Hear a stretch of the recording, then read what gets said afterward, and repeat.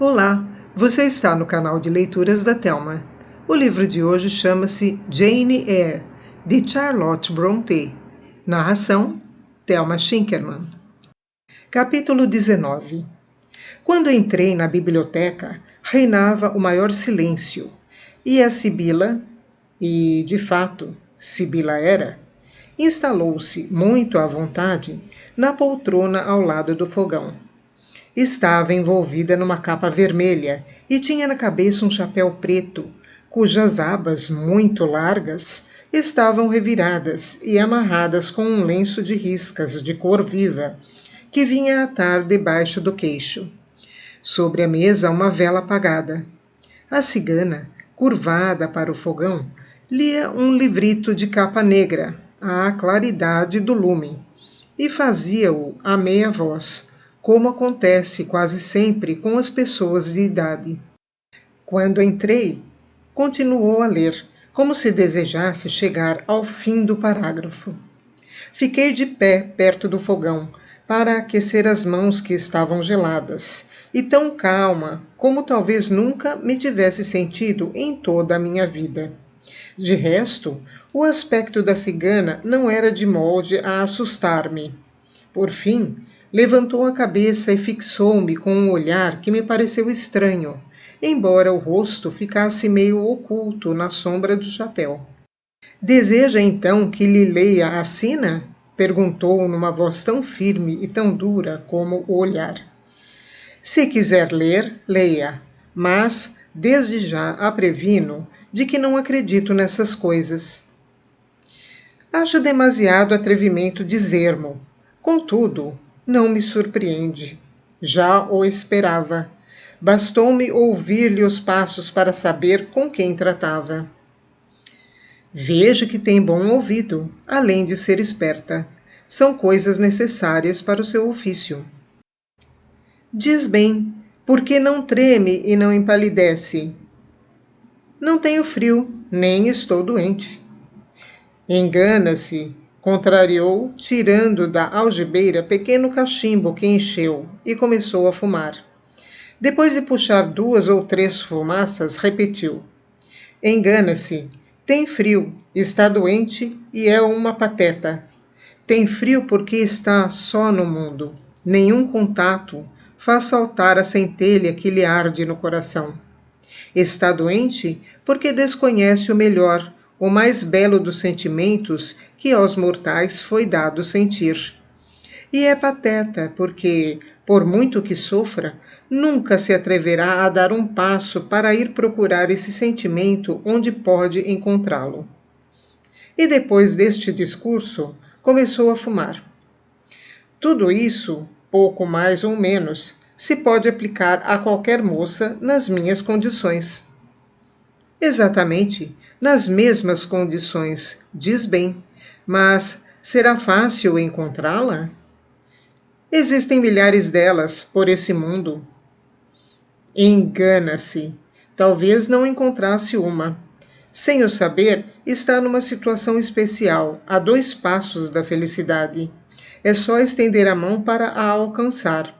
Tem ao seu alcance todos os elementos. Basta combiná-los e será feliz. Nunca fui capaz de decifrar enigmas. Se deseja que fale com a maior clareza, dê-me a sua mão. E dinheiro para lhe fazer uma cruz? Isso mesmo. Dê-lhe uma moeda que a cigana se apressou a guardar num velho pé de meia que tirou da algibeira. Depois de o atar e guardar, pegou-me na mão. Tem as linhas muito pouco acentuadas para que eu possa ver alguma coisa. Além disso, o destino não está escrito na mão, mas sim na fronte, nos olhos e nas linhas da boca. Ajoelhe diante do lume e levante a cabeça. A velha atiçou o fogo e indicou-me um ponto onde eu ajoelhei. As chamas altearam e o clarão avermelhado bateu-me em cheio no rosto, enquanto o dela continuava na sombra. Pergunto a mim mesma quais eram as suas impressões quando entrou aqui. Quais os seus pensamentos durante as compridas horas que permanece na sala, vendo toda essa gente da sociedade agitar-se, como bonecos de uma lanterna mágica, sentindo que entre o seu espírito e o deles existe tão pouca afinidade que, de fato, pode considerá-los mais como sombras do que como seres reais. Os meus pensamentos não são complicados. Por vezes tenho sono, sinto-me fatigada, mas nunca me aborreço. Tem qualquer esperança oculta que a ampara? Perspectivas de futuro mais risonhas? A única esperança que me anima é a de poder economizar o suficiente para abrir uma escola por minha conta. Fraca esperança. E quando está sentada no vão da janela, como vê, conheço seus hábitos. Pelos criados, naturalmente. Julga-se muito esperta, já vejo. Dessa vez não se enganou em parte. Com efeito, conheço a Grace Poole. Sobressaltei-me, o que ela não deixou de notar. Não se assuste, a Grace Poole é boa mulher, digna da maior confiança. Mas continuemos. Enquanto passa os dias sentada no vão da janela, não pensa em mais nada, não deseja coisa alguma senão abrir a escola? Não se interessa por nenhum dos presentes? Um rosto cujas expressões queira estudar? Um vulto cujos movimentos lhe despertem curiosidade? Alguém que se distinga dos outros? Uma pessoa ou um casal? Com efeito, às vezes divirto-me a observar os gestos ou os olhares dos parzinhos. Não escuta o que dizem? Se falam de amor? O que dizem não me interessa. Entre namorados, as conversas são sempre as mesmas, e tudo vem a acabar com uma catástrofe: o casamento. Não lhe interessa? Quando uma moça que reúne todos os predicados, beleza, nascimento, elegância e fortuna, sorri a certo cavalheiro Que? Que a menina conhece, que talvez lhe agrade. Mal conheço os cavalheiros que se encontram nessa casa, e todos me agradam de uma forma geral, porque são distintos, delicados e amáveis. Quase nunca trocamos uma palavra. E o dono da casa? Não está cá. Que sutileza! Como foi hoje a Millcote, aproveita para o riscar do número dos cavalheiros que estão nesta casa. No entanto, era a ele que me referia. Nestes últimos tempos, tantos lábios lhe sorriem, tantos olhos o fixam com meiguice, que já deve estar saturado. Nunca notou isso? Mr. Rochester tem todo o direito às atenções de suas convidadas. Não se trata de direitos. Já reparou que, de todos os romances de casamento que se desenrolam aqui, o de Mr. Rochester é o mais adiantado? A atenção do auditor anima o ardor do narrador. O comentário fora feito a meia voz, porque as palavras da cigana me tinham levado a um estado de espírito estranho, e quase admitia que fosse dotada de poder sobrenatural e pudesse ler no fundo dos nossos corações. A atenção do auditor, repetiu ela. Sim, com efeito, Mr. Rochester mostra-se na melhor das disposições para acolher com reconhecimento o dom que lhe oferecem. Também já reparou, não é verdade? Reconhecimento, não foi bem isso que li no seu rosto. Neste caso, sempre o observa. Se não é reconhecimento, deve ser amor. Não me parece. A sua habilidade de feiticeira, desta vez, falhou. Não é amor também? Que é, então? Vim aqui para a interrogar e não para ser interrogada. Sendo assim, o casamento de Mr. Rochester com Miss Ingram realiza-se? Todas as aparências o indicam, embora a Miss, com uma audácia que me espanta, parece duvidar. Ele não pode deixar de amar uma moça tão linda, tão perfeita. E ela também deve gostar dele, ou do seu dinheiro. Julgo que há pouco, quando me consultou, lhe revelei qualquer coisa que lhe desagradou. O seu moreno pretendente, o dono destes domínios, não deve confiar muito nela. Se aparecer outro com maior fortuna, será posto de lado.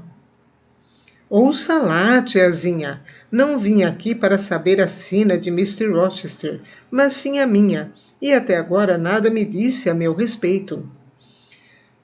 O seu destino ainda não está bem definido, porque no seu rosto um traço contradiz o outro. A sorte distribui-lhe certa dose de felicidade, pô-la de lado para si. Disso eu estou certa.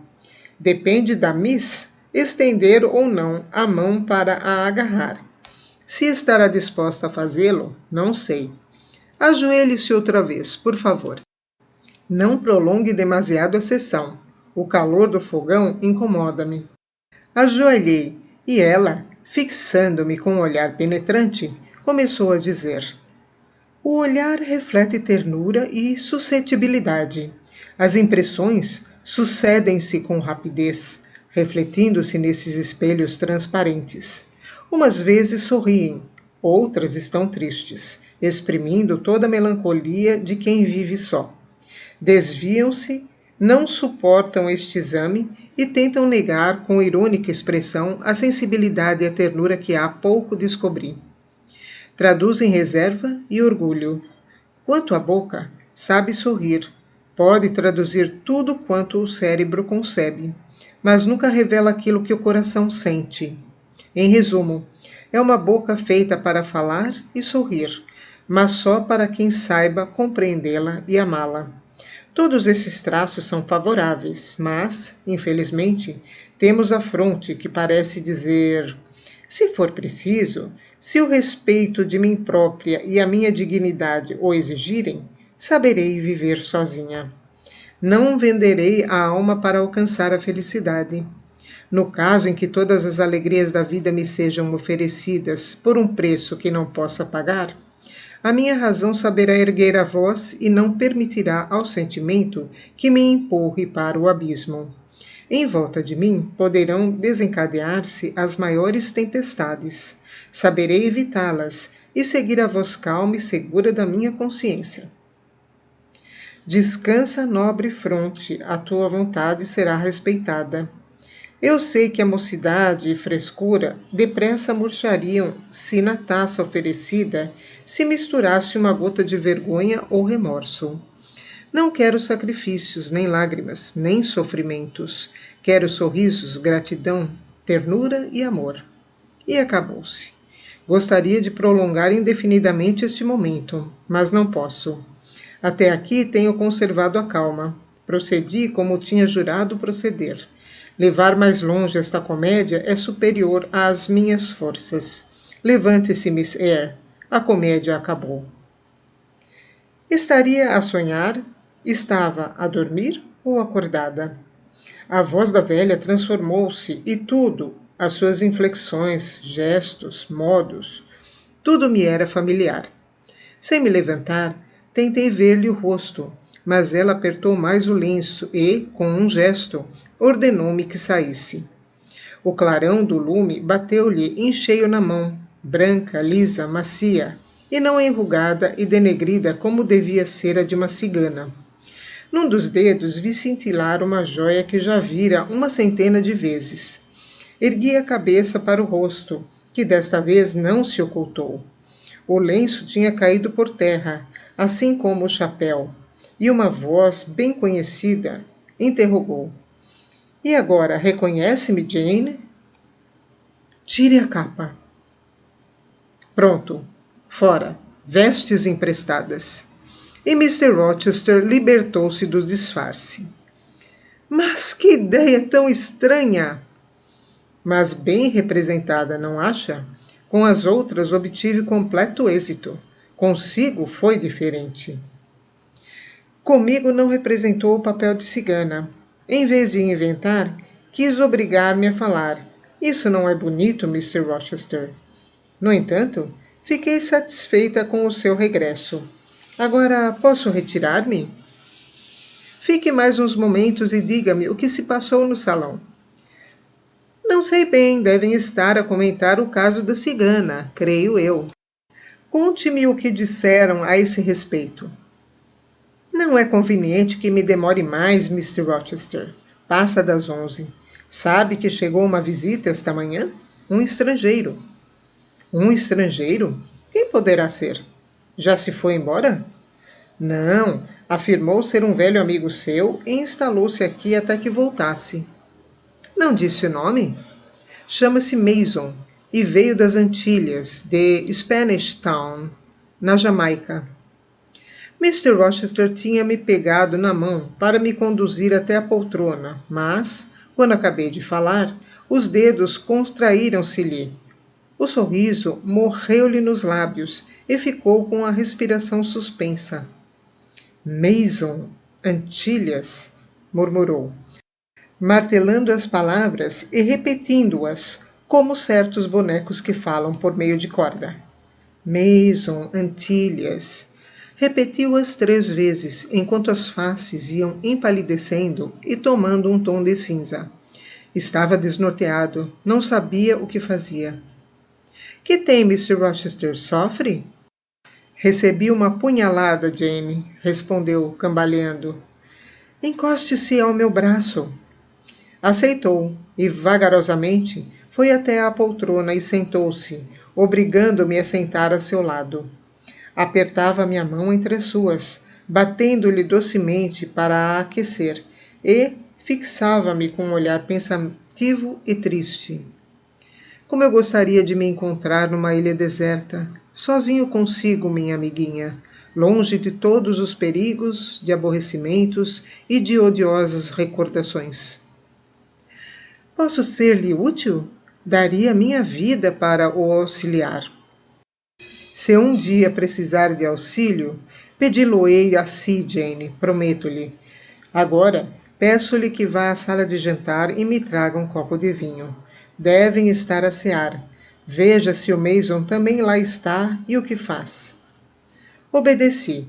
Encontrei-os na sala de jantar, como Mr. Rochester calculara, mas ainda não estavam sentados à mesa.